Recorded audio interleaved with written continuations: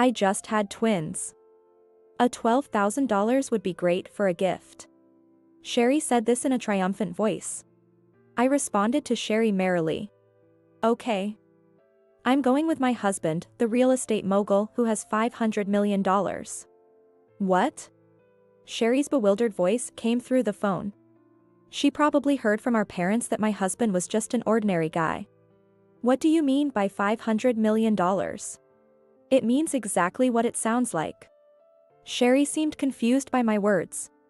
I couldn't help but chuckle. Then Sherry snapped and retorted. That can't be true, that just can't. Well, let's talk in person. Including about what you did back then. Wait a minute, Amy. All right, I'll see you tomorrow. I said this one-sidedly and hung up. Sherry called me several times, but I ignored them all. I can't wait for tomorrow. I laughed loudly, imagining Sherry's regretful face. My name is Amy. I'm a 38-year-old housewife. I live with my husband, Joe. The housekeeper handles all the chores, and I live a luxurious life every day. But actually, Joe is my second husband. I divorced my first husband 6 years ago. I met Joe at a restaurant I worked for and remarried. I married my ex-husband, Matt, at the urging of my parents. Apparently, my father liked Matt, who was the president of a company that did business with my parents' company. I had no right to refuse, and the marriage was arranged the day after our first meeting. Although arranged marriages were rare nowadays, it wasn't surprising since I, as the eldest daughter, had been constantly told to take over the family. So, our married life wasn't sweet at all. Matt, the president of a company with an annual revenue of $50 million, rarely came home and spent his time playing around. Even when he did come home, he would just look at me with disdain and head straight to the bedroom. When I was fed up with such a life, I was suddenly called back to my parents' house. You should get a divorce. Huh? Why so suddenly? I was confused by my mother's sudden words. Matt's company was doing better and better. There was no benefit to divorcing now. I had a little hope that my parents sympathized with my situation, but then I saw a shocking sight. Why are you two, Matt and Sherry? Sherry is my younger sister. Our parents adored Sherry, who was 10 years younger than me. That was exactly like saying I didn't matter at all. Sherry walked into the room, arm in arm with Matt. Amy. I really like Matt. Can I have him? Have him? Matt isn't a toy. But Matt says he likes me more than you, right? Sherry leaned on Matt as she said this. Matt looked at me with a smug smile. As soon as I saw his eyes, I had a bad feeling. Of course I'd prefer someone younger and prettier like you. You'd become a better wife for a CEO. What? Mom. As I faced being abandoned for Sherry's youth, I looked to my mother for help. I believed that despite raising me strictly as the eldest daughter, my mother loved me. I had thought so. I told you to get a divorce. Sherry wants him, so give him to her. You're her big sister, aren't you? No way. I was stunned. Though my mother had always favored Sherry, I thought she'd support me in such a situation. Then my father spoke quietly. Just divorce him already. From today, Sherry will be the heir of this family. It's disgraceful to have a tarnished record. Once you divorce, leave immediately. Even you, Dad. Through tear-blurred eyes, I signed the divorce papers. After gathering my belongings as my parents ordered, I was quickly thrown out of the house. Amy, you'll struggle from now on, so take this as alimony. Sherry is so kind. Be grateful. They mocked me as they threw bundles of cash at me. I held the money, feeling lost. What am I going to do now? As a housewife, I had no means to earn money. I had only trained to be a bride and had never worked even part-time. For now, I decided to go to a hotel and think about my next steps. First, I needed to secure a place to live. I moved to the neighboring town and went to a real estate agency. Thanks to my savings, I could easily rent a place for one person. I refused to use the alimony thrown at me by those two. I resolved to get my revenge someday. After settling into my one-bedroom apartment, my next step was to find a job. However, I struggled to find one. Then, I received a call from Sherry. Amy, didn't you know? Matt has influence over this entire area. You won't get hired anywhere around here. No way. I was devastated.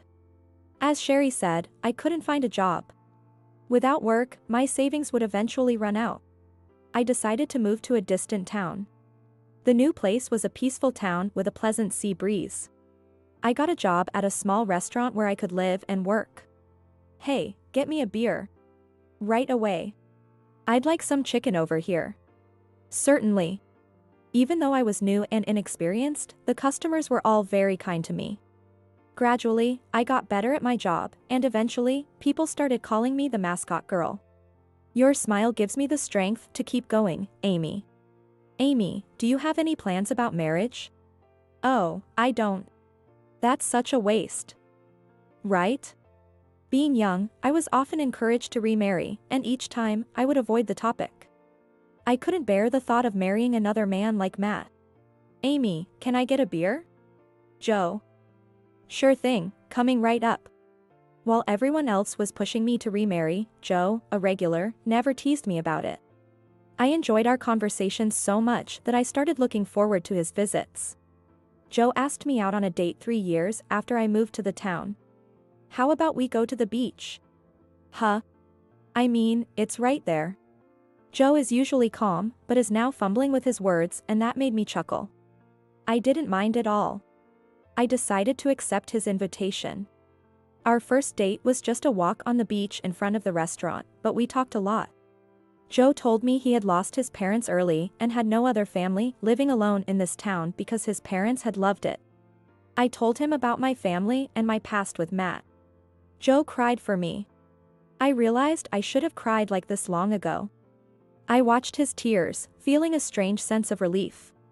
We started going out together frequently and eventually began dating. I honestly still can't remember which of us said, "I love you" first. But it felt very natural for us to be together. A year later, Joe proposed to me. I want to be buried next to you. Is that a proposal? That's what I mean. I smiled warmly at his uncertain proposal and accepted. We got married. Although I had no intention of telling my parents or sister, Joe insisted we should at least inform my parents. So I contacted them for the first time in 4 years and went back to my family home. Oh, you're alive. Remarried? Do as you please, but don't expect any support from us. If you're marrying such a shabby man, never come home again.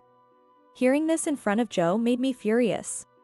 Joe might not be into luxury, but he was wearing a high-end suit today. I didn't want any further relations with parents who could say such things. I was about to speak out in anger. Then I'll be taking your daughter. We won't be in contact again, and we won't ask for any support. Joe. My parents were shocked by Joe's straightforward attitude, but quickly became angry at his perceived rudeness. Joe brushed off my parents' insults with a smile and took my hand as we left my family home. I didn't expect them to be that bad. I'm sorry for putting you through that. It's okay, don't worry about it. I actually feel a bit relieved. I said this with a smile. Joe relaxed his shoulders, relieved by my expression. We then returned to our new home. Not long after, I started receiving an increasing number of anonymous calls. I ignored all of them and consulted Joe. Let's ignore them. But it's creepy, so let's change your number tomorrow. Yeah, thank you.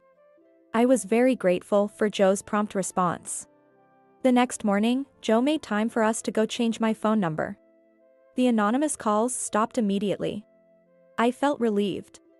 However, after a while, I started getting repeated calls from unknown numbers. Hello. When I answered, the caller would just hang up without saying anything. Feeling uneasy, I consulted Joe again. He advised me to ignore calls from unknown numbers, so I did. Eventually, the calls stopped, and I forgot about it. Then one day, I got a call from my parents' house. I realized I had forgotten to delete their number from my contacts and reluctantly answered. To my surprise, it wasn't my mother, but Sherry. Hello, Amy? Doing well? Sherry. Don't sound so scary. Considering she's the one I never wanted to talk to again, it was no wonder my voice sounded harsh. I decided to address the first question that came to mind.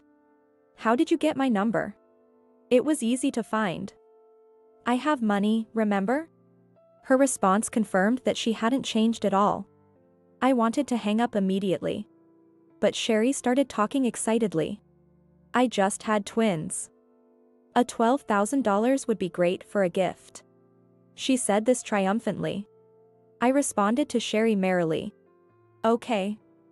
I'll come with my husband, the real estate mogul worth $500 million. What? Sherry's bewildered voice came through the phone. She probably heard from our parents that my husband was just an ordinary guy. What do you mean by $500 million? It means exactly what it sounds like. Sherry seemed confused by my words. I couldn't help but chuckle. Then Sherry snapped and retorted. That can't be true, that just can't. Well, let's talk in person. Including about what you did back then. Wait a minute, Amy. All right, I'll see you tomorrow. I said this one-sidedly and hung up. Sherry called repeatedly, but I ignored every call. I'm looking forward to tomorrow. I waited for Joe to come home and explained the situation to him. Joe smiled and made a suggestion. I'll go in my usual clothes. I nodded in agreement. So, both of us dressed in our regular clothes and headed to my parents' house. We're home. Oh, you're back. Do you bring your husband? Wait, what? Sherry rushed out to the entrance with a smile, but she was shocked by our outfits. It was no wonder, we were wearing plain, no-brand clothes we bought from a discount store. Our t-shirts and pants cost around $20 each. What are those shabby clothes? Isn't your husband a real estate mogul? I responded with a smile. Sherry interpreted this on her own and gave me a condescending look. So it was a lie after all. You can't hide it no matter how much you try to pretend. Oh, it's not a lie. I pointed to the screen on my phone. It showed Joe's name and photo. Sherry stared at it intently and then screamed. Anderson, the CEO of that major real estate group? No way. It's not a lie. Sherry glared at me resentfully. Then she pointed at our clothes and started to berate us. If that's true, then why are you wearing such shabby clothes? I gave her a mocking smile. We dressed to match the economic situation of this household. What? Are you saying our family is falling apart? No, I just thought this level of courtesy would be appropriate. Both Joe and I usually wear formal attire when visiting someone's home. We have never committed the faux pas of showing up in t-shirts and jeans. But this time, we deliberately chose these clothes. There were two reasons for this. First, to make Sherry misunderstand and take her down a peg. Because I could see the frustrated look on her face, this plan is a success. And second, I walked towards the living room. Joe followed, with Sherry trailing behind. Having Joe with me made me feel incredibly strong. I threw open the living room door. That's noisy. Open the door more gracefully, like Sherry. What's with those cheap clothes? I'm really disappointed in you. Hearing this from my parents as soon as I entered, I couldn't help but laugh. Seeing me laugh, my parents looked at me as if I were some suspicious character. Sherry said you married a wealthy man, but it seems it was just your boast. Yes, you can't even dress decently. I don't want someone in cheap clothes coming here. My parents were speaking their minds freely, but I responded with a bright smile. Judging people by their clothes is why your business is failing. What? My parents' eyes widened in shock at my words. However, Sherry looked puzzled. I decided to explain things carefully. I heard last year was a deficit, and this year looks questionable too. How's that going? That's none of your business. I'd like to say it's not, but unfortunately, our family ties mean it is. My father glared at me with a frustrated look. Seeing his expression, I remembered that I resembled my mother, while Sherry took after our father. Since Sherry married Matt, my father's company had been declining. After Sherry's call, Joe confirmed that the business was not only failing to recover but was worsening. Actually, this is the second reason why we wore inexpensive clothes. by letting our nearly bankrupt parents underestimate us first. We wanted to increase the impact when they were told that we knew about the bankruptcy. I sighed and continued speaking to my glaring parents. I'm planning to renounce my inheritance if it comes to that. You were planning to inherit? You money grubber. All of Mom and Dad's money is mine. Sherry, who had been silent, cut in angrily, interrupting my explanation. It seemed she didn't understand what I meant. I could teach her carefully, but honestly, it's a hassle. However, if I don't explain, we can't move forward. Just as I was thinking this, Joe spoke up for me. Your parents' company is on the brink of bankruptcy. What? Sherry looked at our parents in shock. They averted their eyes uncomfortably. Then, unbelievably, Sherry clung to Joe's arm. Well, Joe, can you take over their debt? You can have me in return if you want. Despite Sherry's nonchalant tone, both Joe and I felt a wave of tension. Joe sighed deeply, then forcibly removed Sherry's grip and spoke. Could you stop? It's disgusting. Disgusting? Me? Yes, it's very off-putting. Joe emphasized. Sherry, perhaps too shocked, staggered away from Joe. She glared at us with teary eyes. How dare you say something so rude to me? I'm prettier than that plain Amy. Huh? That's impossible.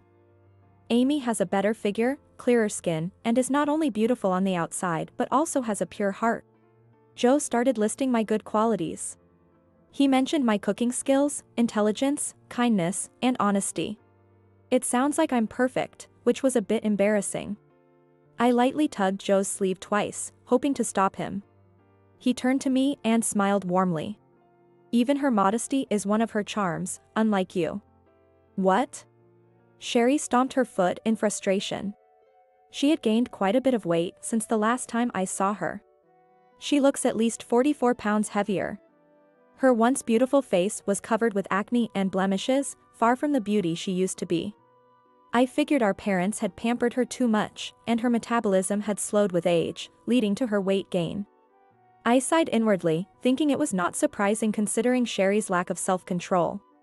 But then, my mother jumped to Sherry's defense. Sherry just gained a bit of weight from having kids. She'll be back to her old self soon. No, it's clear that this is due to poor habits. Shut up. My mother yelled at me, her face turning red with anger. The mother I once feared when I lived at home no longer scared me after 6 years. I decided to reveal the next truth. By the way, there's a possibility that the son you had isn't even Matt's. Wait, is that true? As I said this, I heard Matt's voice behind me. When I turned around, I saw Matt holding 2 babies. Oh, Matt. Long time no see. Never mind that. What do you mean? Matt approached me with a furious expression. Joe stepped in between us. And he began to explain on my behalf. Amy told me about you, Matt. So, I had someone investigate while we are heading here. I didn't expect to find out the truth in half a day. Joe took out his phone. It showed a photo of a man and woman holding hands and entering a hotel. Matt screamed when he saw it. Sherry. You're still seeing that guy. He then started talking about the man without any prompting. Right after we got married, she cheated with that guy. She said it was just once, so I forgave her. Matt glared at Sherry. Then, Sherry glared back at Matt and retorted.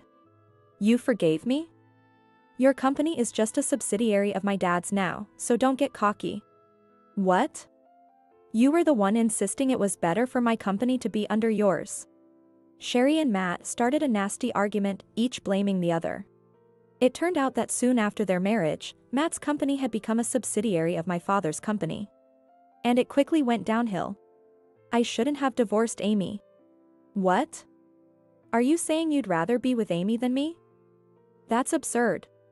Sherry screamed hysterically, and Matt shouted back. Of course. Amy didn't mind my affairs and let me do whatever I wanted. If it was Amy's child, she would have taken care of it. So I wouldn't have to. As he said this, Matt suddenly looked as if he realized something. I had a bad feeling about his expression. That's right. Amy. Let's remarry. It was fate for us to be together. Matt caught up in his own delusion and knelt before me. I stepped back in disgust. Joe stepped between us. Amy is my wife. There's no chance of her remarrying you. What? Get out of my way. Matt shouted angrily at Joe. From behind Joe, I clearly rejected Matt. There's no way I'd remarry you. I don't want your child. Oh, wait, you couldn't even have a child. Well, even if you could. It's still a no anyways. What? What do you mean I couldn't have a child? Matt looked at me, dumbfounded. My parents and Sherry had the same expression. I decided to explain it to them. Back when we were married, I went to the gynecologist. Remember that? I had some tests done. Oh, I vaguely remember you dragging me to the gynecologist, but that was because of you. It seemed Matt was desperate to believe it was my fault, insisting repeatedly that his body was healthy. I decided to confront Matt with the truth I had held onto for 6 years. Matt, the one who can't have a child is you. That's a lie. Then what about these kids? They're mine, right? Unfortunately, they're not yours. Matt slumped in defeat at my words. A housekeeper quickly took the babies from his arms. Behind him, Sherry stood with her mouth agape. So, Sherry, it seems the children aren't Matt's after all. Amy, why hadn't you told me Matt was infertile? If you had, then... Sherry immediately started to shift the blame onto me. I listened in silence until she finished ranting, breathing heavily. Then I smiled and spoke. You brought this on yourself. What did you say? Then give me Joe. Joe already refused, remember? Then give me money. We're family, we should help each other. Are you the one to say that? I was irritated by Sherry's words. In my times of need, my family had never been there for me. I had only memories of being treated coldly during my struggles. I'm not part of your family anymore. Of course you are. Come on, Amy, don't be like that. Sherry's words irritated me, but I knew responding in kind wouldn't help. I took a deep breath. Just as I was about to reply, my mother spoke first. Amy, we're sorry for everything. But we're really struggling. If you truly have money, maybe you would help us? Yes, as Sherry said, family should help each other. Let's put the past behind us. What on earth are these people talking about? I was utterly astonished. It's the victim's prerogative to forgive, not the perpetrators to demand it. It was pointless to expect them to reflect on their actions. Letting go of the last bit of sentiment I had for my family, I gave them a cold stare. Noticing my look, they flinched but quickly put on ingratiating smiles. We apologize for everything. Please? Yes, we're apologizing, so you should compromise a bit. Their insincerity was palpable. I sighed and, with a smile that didn't reach my eyes, asked my mother. Why should I help the parents and half-sister who mistreated me? What do you mean, half-sister?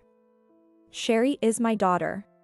My father, still clueless, didn't understand, but my mother seemed to grasp the implication. Her face is turning pale. I don't know what you're talking about. You can pretend all you want, but I saw you cheating, Mom. Yes, I had seen my mother with another man when I lived at home. It was shortly after my marriage. My father and Matt were on business trips, and Sherry was on a trip with friends. It was just my mother and me at home. When I returned home from grocery shopping asked by my mother, I found an unknown car parked in front of my house. Thinking we had a guest, I went to the living room but found no one there. Then I heard voices from the bedroom. I wanted to cover my ears. But the next words I heard made my eyes widen. He doesn't know that Sherry isn't his daughter. Sherry isn't Dad's child. At my mother's words, I hastily covered my mouth with both hands. Otherwise, I might have screamed out loud. I wanted to hear more, but I heard them coming out of the bedroom, so I quickly left the house, killing time until the man left before returning. That incident stuck with me, and soon after marrying Joe, I investigated. It turned out the man was David, an old friend of my father's. And the affair was still ongoing. You've been cheating on our family for years, and when Sherry said she wanted Matt, you forced me out. What is going on? My mother shook her head vehemently, her face pale. Seeing this, my father seemed to understand, his face turning red with anger as he glared at my mother. As a parting gift, I told my father the name of her lover.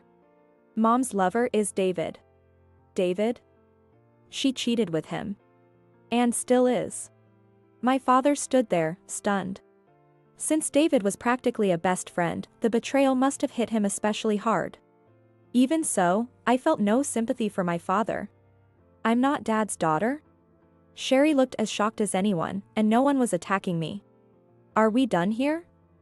I've decided to renounce my inheritance, so do whatever you want. But I won't help you. Don't ever contact me again. My voice wavered slightly at the end, but I had said everything I needed to. It was time to leave. I gave Joe a look, signaling that we should go. Just before leaving the room, I turned and took an envelope out of my bag. Oh, and this is the alimony you threw at me. I haven't used it, so it's the same amount as back then. Consider it a baby gift. Though it's a bit more than you wanted. Think of it as severance pay. I placed the envelope in front of Sherry. She was too shocked to move. Leaving the four of them behind, we walked out of the house. Later, I heard that my parents didn't divorce, but their relationship became cold. My mother was strictly restricted in her movements, and her relationship with David was forcibly ended. My father stepped down from the post of president, tried to live on his pension, but due to his lifelong spending habits, he couldn't manage and had to sell the house. When I visited the area the other day, I saw that the house had been demolished, and I felt a sense of relief. They now live in a rental apartment and have to work to pay the rent. My mother, who had never worked before, couldn't keep working at one place and was constantly changing jobs. My sister and her husband divorced. Sherry took the children. However, I heard that Sherry, who had never worked, couldn't support 2 children and ended up moving in with her lover. However, her lover was married, leading to another major conflict. Though I could have sympathized with her as she was my half-sister, given her past behavior, I couldn't help but feel it was what she deserved. As for Matt, after the divorce, he tried to rebuild his company, but his bad reputation led him to losing many business partners. After leaving the parent company, his stock plummeted, and his business couldn't survive. His company eventually went bankrupt. Trying to use a dating app without money, he fell victim to a marriage scam and lost the alimony he got from Sherry. He also got into debt with shady lenders and now works in construction to pay it off. Joe told me that Matt had called him begging for money, but Joe refused, saying he had nothing to do with Matt. Apparently, Matt was still asking Joe to divorce me until the end, so he didn't deserve any sympathy. As for me, I recently found out that I'm expecting our first child. Joe was overjoyed when he heard the news and has already started designing a child-friendly house. He's even begun screening babysitters, which makes me laugh at how excited he is. By the way, we're having a boy. I have cut ties with my family, and Joe doesn't have family anymore. However, the people in the town are very kind and have already offered to help in many ways. Joe and I talk every night about how lucky our son is to be born into such a supportive community. Amy. How are you feeling today? I'm feeling pretty good today. That's great. I hope you have a healthy baby. Thanks so much. Everyone greets us warmly when we go for a walk. I am so happy about it that I truly feel coming to this town was the right decision. Amy. I couldn't decide between blue and green for the baby's bedding, so I bought both. You're getting ahead. As I scold Joe, who brings something new home every day, I'm knitting baby socks. I plan to finish them a week before the due date. Oh, he kicked. Really? Daddy's here. Joe responded to my words by putting his ear to my belly and talking to our baby. Right then, the baby kicked again. He responded. He loves his daddy. And daddy loves you so much, too. Joe, you're so silly. Despite feeling a bit exasperated, I can't help but find Joe adorable. Basking in this happiness, I resumed knitting the baby socks.